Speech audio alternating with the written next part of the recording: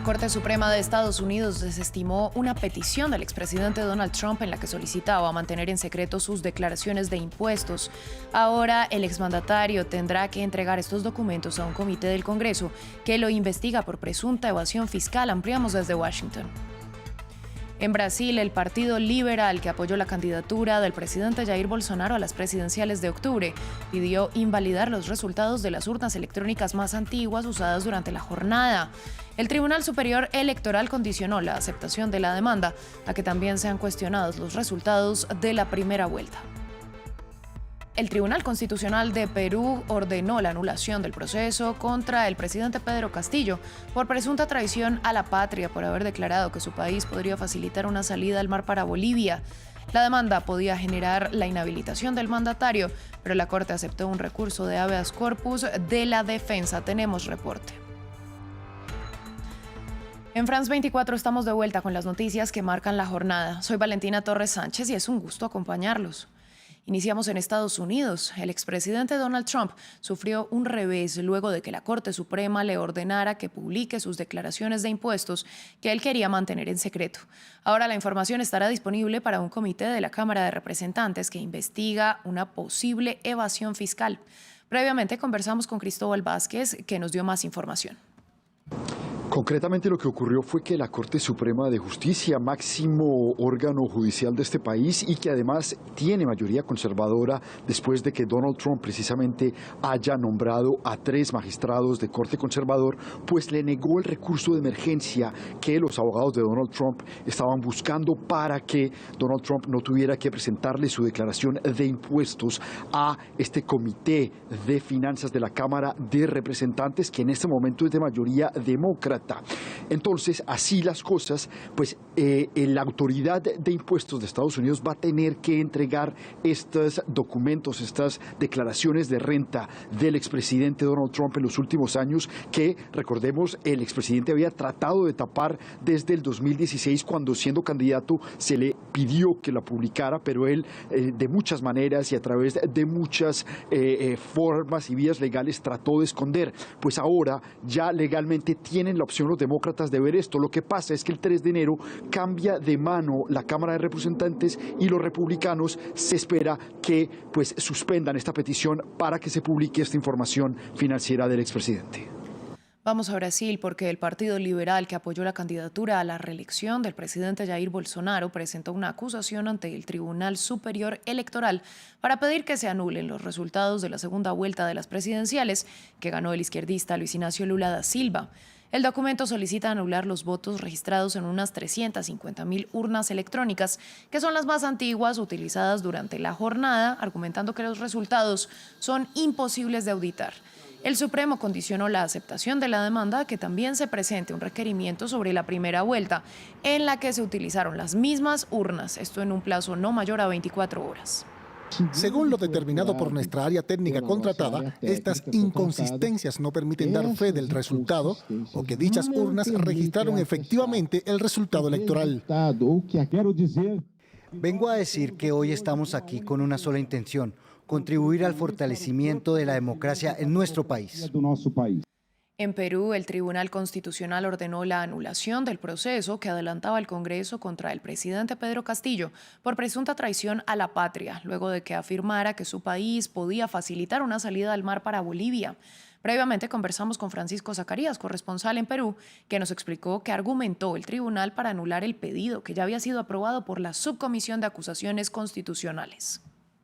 Les cuento que el Tribunal Constitucional de ese país declaró fundada la demanda de habeas corpus presentada por el presidente Pedro Castillo porque considera que la acusación de traición a la patria formulada por el Parlamento peruano carece de fundamentación objetiva, no es acorde con los parámetros de razonabilidad y transgrede el debido proceso en la sede parlamentaria. En realidad, diversos juristas ya venían criticando este procedimiento del Congreso peruano porque señalan ellos que el presidente Pedro Castillo jamás violó la ley peruana ni tampoco violentó la constitución política de este país al ofrecer una salida al mar para Bolivia durante una entrevista que brindó a enero de este año. Señalan que solamente fueron declaraciones, palabras, opiniones, y en ese país opinar no es delito. entonces por eso convalidan la decisión del Tribunal Constitucional. Pero bueno, ¿qué es lo que viene? Ahora esta sentencia del Tribunal Constitucional le arruina los planes a los opositores del presidente Castillo en el Parlamento, porque ahora van a necesitar recurrir a un proceso de vacancia presidencial o un impeachment para tratar de sacarle el cargo al presidente Castillo. Y para ello se necesitan 87 votos, que ahorita no pueden reunirlos. Esa es la situación. En Colombia, el Programa de Naciones Unidas para el Desarrollo presentó el capítulo de su informe final dedicado a analizar la evolución de los últimos 10 años de ese país en materia de desarrollo humano.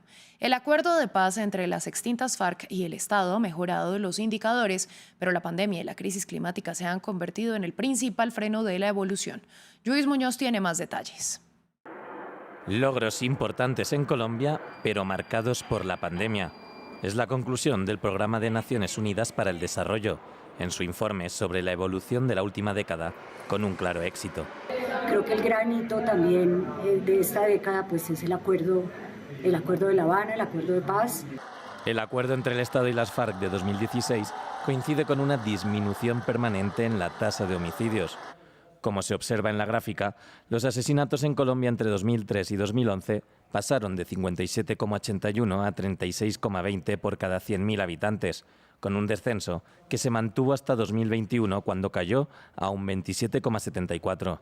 Sin embargo, el informe advierte de que después del acuerdo de paz ha habido un incremento en indicadores de violencia, marcado por un fenómeno nuevo, el asesinato de líderes sociales, medioambientales y excombatientes de las FARC. El ámbito de mayor preocupación para Colombia es el medio ambiente y la crisis climática. Entre el año 2012 y 2020 se han deforestado más de 1,3 millones de hectáreas. Esto es un 71% más respecto a la década anterior.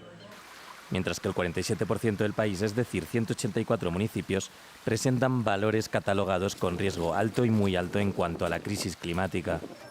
La última década ha sido de gran éxito en indicadores sociales, como la reducción en la desigualdad de ingresos, de pobreza monetaria, el aumento de escolaridad y una mayor cobertura educativa y de acceso a la salud. Sin embargo, después de la pandemia de COVID-19 cayó el índice de desarrollo humano por primera vez en la historia. El PIB se contrajo en un 7%, el desempleo creció en 5 puntos, 3,6 millones de personas cayeron en pobreza monetaria y 2,8 millones en pobreza monetaria extrema. Indicadores que el nuevo gobierno de izquierda de Gustavo Petro se ha puesto como objetivo revertir en los próximos 4 años. En El Salvador, el Ministerio de Defensa informó que se han incautado 12,8 toneladas de diferentes tipos de droga en lo que va del año. Las autoridades señalaron que desde junio de 2019, cuando Nayib Bukele asumió la presidencia, la cifra de drogas decomisadas asciende a 28,4 toneladas. El último decomiso se realizó el pasado 14 de noviembre, cuando un cargamento de más de 3 toneladas de cocaína con un costo de unos 79 millones de dólares fue interceptado en el Pacífico en una lancha conducida por 3 ciudadanos ecuatorianos. Vamos ahora hasta Qatar, donde este miércoles se juega la 4ª jornada del Mundial de Fútbol. 4 encuentros marcan el día, 2 del grupo E y 2 del grupo F. Entre las selecciones que se estrenan están Alemania, Bélgica y España. Costa Rica será la representante latinoamericana de la jornada. Desde Doha, Natalia Ruiz, enviada especial de France 24, nos amplía. Este miércoles entran en liza los grupos E y F en este Mundial de Qatar. El grupo E abrirá y terminará esta jornada. Primero con un Marruecos ante Croacia, los subcampeones del mundo que esperan lograr mucho mejor que en 2018. Y luego vendrán los Diablos Rojos que se enfrentarán a Canadá, no tendrán a Lukaku y se enfrentarán sobre todo a Canadá, este equipo que fue el primero en la clasificación de la CONCACAF. En cuanto al grupo F, serán los excampeones del mundo, España, los que se midan ante los ticos, los costarricenses que lograron llegar a este mundial tras ganar en la repesca.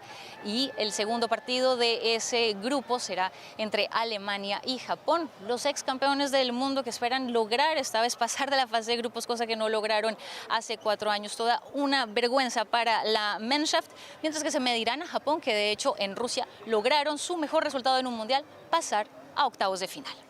Así llegamos al final de esta emisión de noticias. A ustedes les agradecemos su sintonía. Continúen con nosotros, que volvemos en unos momentos.